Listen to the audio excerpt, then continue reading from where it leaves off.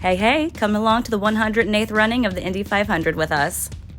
The Richardson family has been coming to the Indy 500 since Kyle's dad was a little boy. And every year we have these same seats. They're awesome, right across from that big tower and pit row and the pagoda. The track is open hours before the race actually starts. You take the tunnel that goes under the track into the infield. They have a bunch of fun stuff set up. Racing carts, tons and tons of merch tables where they just hand out free stuff, like the Elf booth. This was the first time there was an Elf booth there. They sponsored the single female driver this year, Catherine Legg. I was rooting for her, but sadly her car went out on mechanical problems. But they had this little glow-up station where they were giving little makeovers. With bad weather on the way, they cleared the grandstands up at 11:15. About an hour and a half later, the storm finally hit.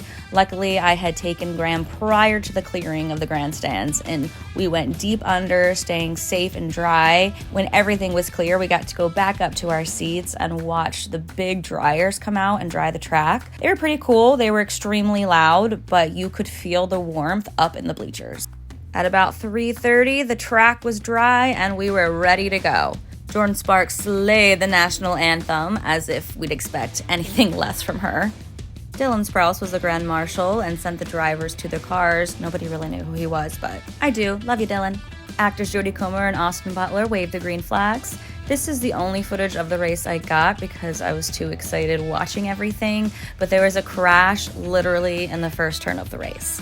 My first Indy race 9 years ago, I literally read a book, but now I'm so invested in the drivers. I freaking love IndyCar. How about that ending with Joseph Newgarden and Pato O'Ward? Just talented, amazing drivers. I am a Newgarden fan, but it's actually because of his wife, Ashley. Racers' wives put their entire lives on hold to support their husbands' careers. Ashley was a Disney princess before meeting him. Now she's a stay-at-home mom, and I'm not saying that to be crass in any way, but I just think we need to appreciate these women. Just as he did last year, upon winning the race, Joseph Newgarden stopped his car, hopped the fence, and joined the Indy crowd in a celebration. It was a truly spectacular race, and it was awesome to see a back-to-back win. See you next year, Indy.